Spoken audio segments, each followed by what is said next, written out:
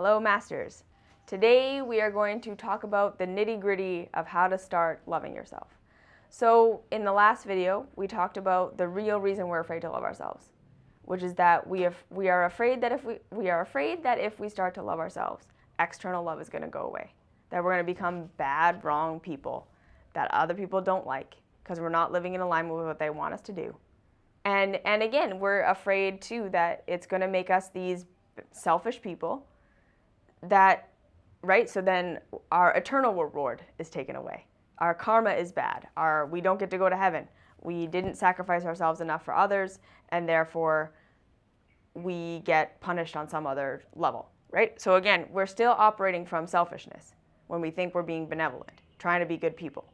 And I promise you, and this makes perfect sense if you think about it, if you are truly filled up from the inside, you know your source of love is never ending. Your source of what you need to live, information, comes from within. You don't need it from the outside.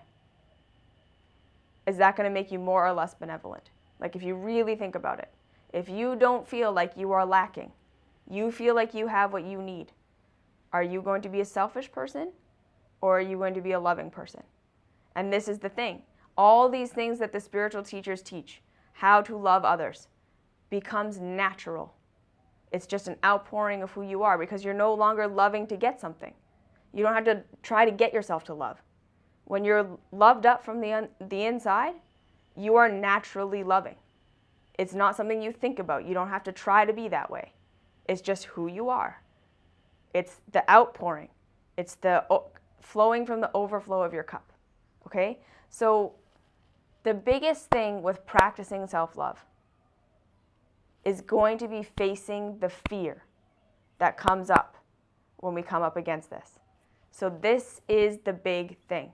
All your resistance, all of your but, what about this, what about this, what about this, isn't self-love bad, all of your resistance, all of your reasons for not wanting to practice self-love, you need to realize those are your fears. Those are your fears. And what's fear? Lack of information. So what do we need to do when we have fear? We need to get more information. Most of us are not used to facing our fear. Looking the fear in the eye and saying, okay, what don't I know? What do I think I know that I maybe don't? That's what's really happening when we're in a state of fear, when we're in a state of fighting against something. Okay, because when we truly know that something isn't right, we're not questioning it. We're not debating. We're saying, oh no, here is why that is not correct. And I know it deeply inside and there's a sense of peace. But when most of us are coming up against self-love or coming up against anything that when there's fear involved, the energy behind it, if you really tune into yourself, is not a strong knowing. It's a frantic energy. There's a franticness, there's a panic, there's a, oh, put that back in the box, I don't want to look at that. No. Right? There's this that goes on. And that's how we know we're in a state where we're coming up against something that's asking us to grow, to expand our perspective. We have a block in our information, and that's what we're doing. That's really why we're fighting against what we're fighting against, because it's coming up against what we believe right now. But what we believe right now isn't working because it would feel good if it did. We wouldn't be seeking. We wouldn't be in this school if we weren't looking for something. And so if we had all the answers, if we had it all figured out, you would have no desire to be in this school because you'd just be off living your purpose, living your life 100% in alignment, loving what you're doing, knowing who you are and what you're here to do. And so this is the big thing. Self-love is going to be the scariest thing you've ever done because the entire world, secular, religious, spiritual, is all telling you it's going to destroy you. Secular world says if you are yourself, you don't fit in, we're going to reject you. Be out for yourself, get as many material resources as you want, that's fine. But don't you dare express yourself. Don't you dare feel anything. Don't you dare think something or have an opinion or be anything other than what we are. Look to the consensus, do what everyone else is doing. Religion and spirituality tells you if you love yourself, You're going to become a selfish, horrible person who just is like all those secular people, right? Don't you dare think you're special. Don't you dare think there's something good about you. Just follow the rules, do what we say, listen to us, and we will get you heaven or good karma. It's the same message. There's no difference, right? The entire world is telling you, do not embrace your individuality. Do not embrace who you are. That is our biggest fear. Lack of information. Diversity. Diversity is the key. You being who you are. Having the one thing you have to offer this world. And that is a cliche at this point, which I'm upset about, because it is the key. It is the key to all of this. To those of us who are awake and aware enough to be aware of our suffering, to be aware that there's something we're doing to cause our suffering, to be aware that there are laws for how the universe works, and there seems to be these very consistent threads about who we are and what we like doing and what we don't like doing and where we like being and where we don't like being and our body speaking to us and all these things. This is it. This is the ultimate thing. You're not here to be liked by everybody. You're not here to be approved of by a society that does not understand the one thing that is the greatest reality, which is that we are all different. We are all unified. The separation never happened. We're all a part of the same body. And again, the ultimate truth being, if we're all operating in our uniqueness, fully operating in our uniqueness, the world runs. Everyone plays an integral role. The reason the world doesn't work is because no one's doing their job. No one's filling their role. We're all trying to fit into these made-up boxes of society or religion or spirituality, and no one's doing the thing they actually came here to do. Very few people are doing the thing they actually came here to do. And so the culture doesn't work. The world doesn't work. We're all stepping all over each other and killing each other, and people are dying, and it's all ridiculous because no one's being themselves. And the reason no one's being themselves is because they've been indoctrinated from day one to fear loving themselves, to fear being who they are, because it's going to get them rejected. And this idea that love only comes from the outside is what kills us. So how do we start to actually love ourselves? Most of you know that you have resistance to feeling.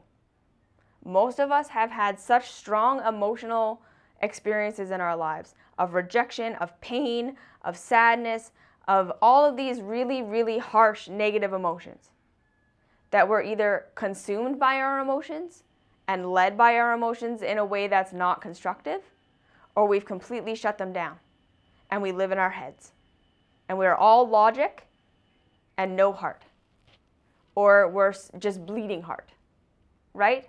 And neither of these two things are balanced, and neither of these two things are going to get us to where we want to go. So the biggest key here is this, is to understand, again, our fear is lack of information. Our pain is lack of information. Our suffering is due to lack of information. We're not seeing why we're suffering and how to remedy that suffering. And the logical mind, its one job is to figure out how to make whatever it is we've decided is reality work. So we need to understand this. We cannot rely on our minds and our logic to guide our lives, because the mind has one job, and that's to make whatever we've decided is true work. So we can buy a lie in our minds, buy something that's not true, right? Like the idea that loving yourself is selfish. And then the mind is going to figure out how that's true. It's going to filter out all the evidence that says it isn't true. It's going to highlight all the evidence that says it is true. And then you're going to live in this world where you think it's true, but yet you're still getting terrible results. This is what the mind does. We cannot rely on the mind to be our guiding force, because its job is to make whatever you've decided is going to be the thing happen. So when we're living in alignment with ourselves and we know, okay, this is who and what I am, this is what I want to do, the mind is the perfect tool.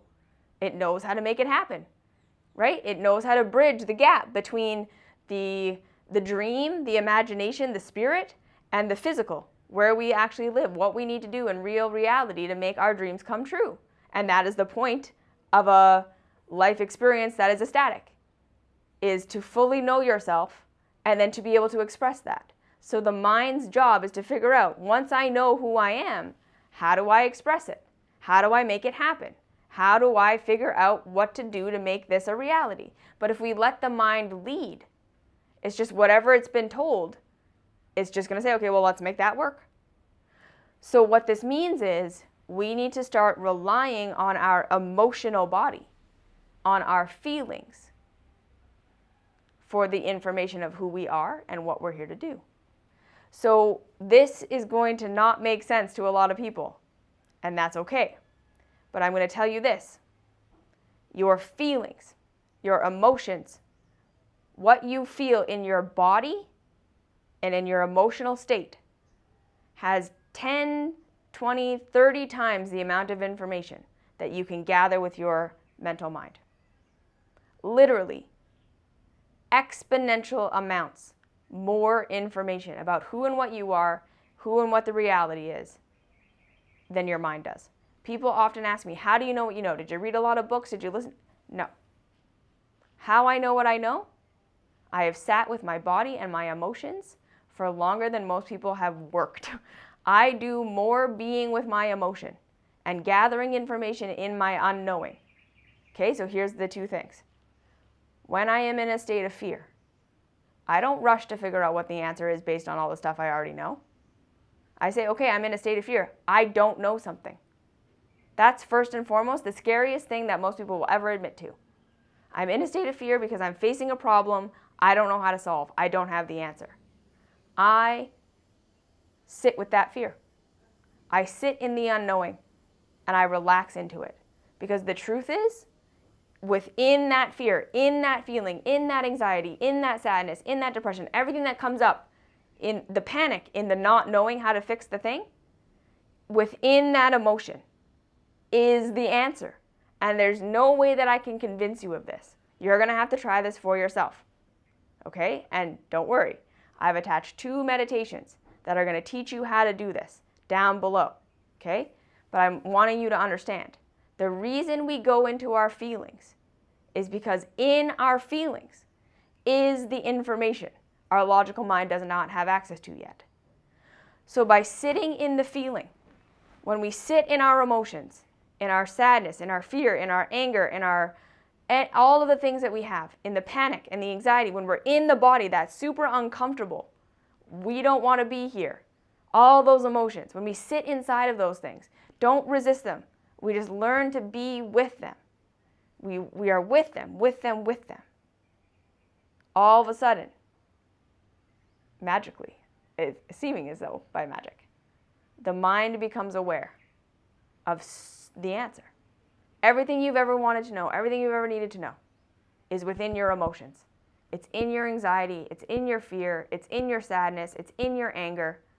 But we have been so trained that these emotions are bad and wrong and that are going to lead us to be bad and wrong people, or that they're going to destroy us, that we continue to live in our fear, in our lack of information, just continuing to do what we already know to do.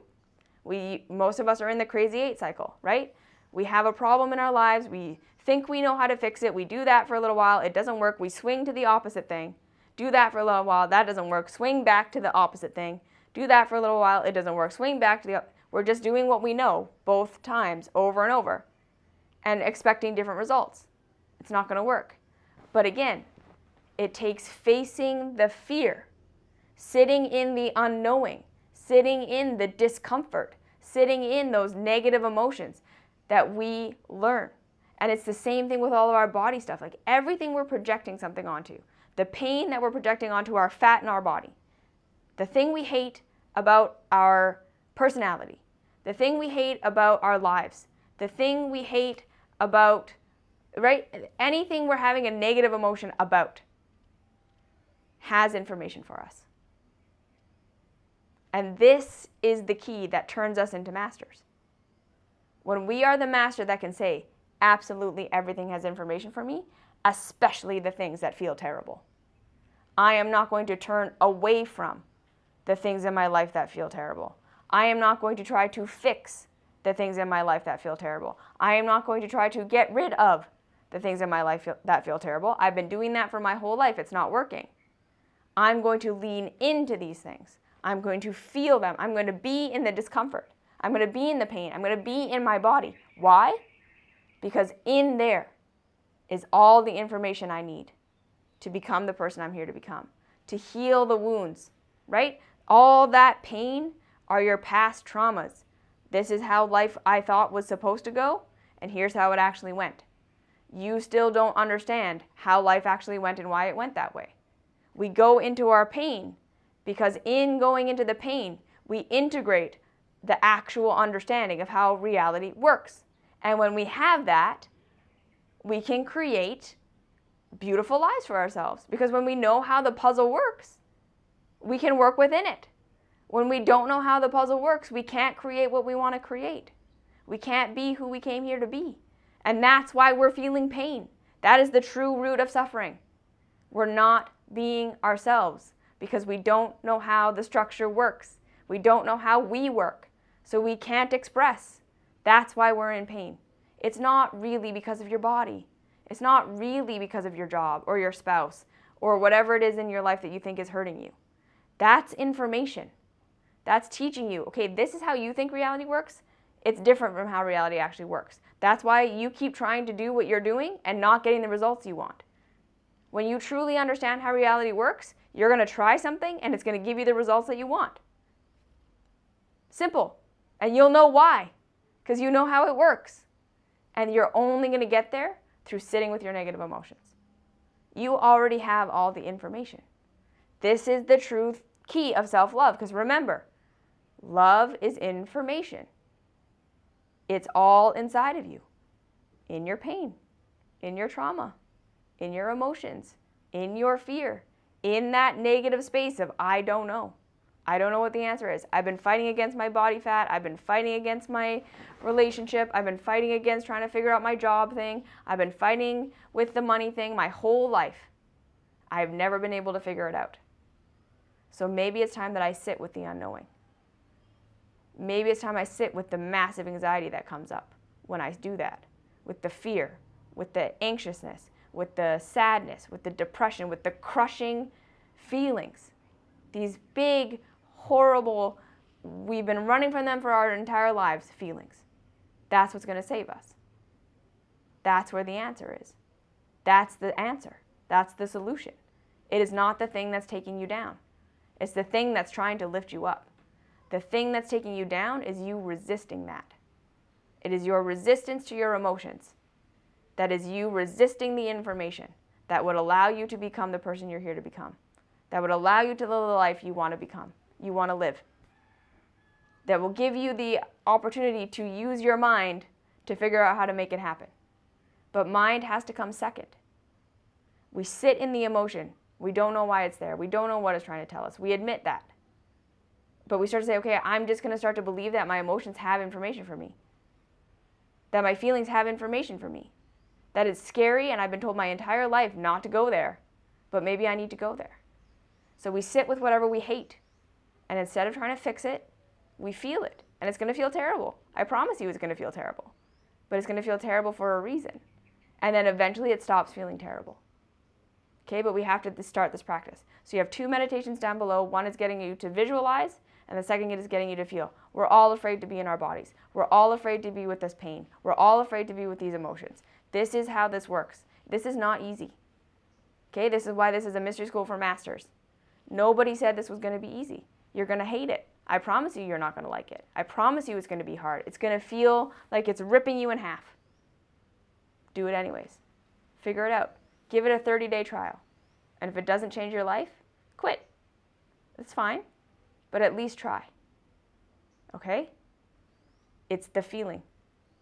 The feeling is the answer. Your mind's not going to understand it right yet. You're going to have an experience. So you're going to have to let yourself do something that right now you don't know about. You don't know what it's like to sit in your feeling. You don't know that it's going to work. It might just be pain for no reason. You're going to have to try anyways. All right? You need to be brave, my master, and do these things that you don't know about. because on the other side is new information.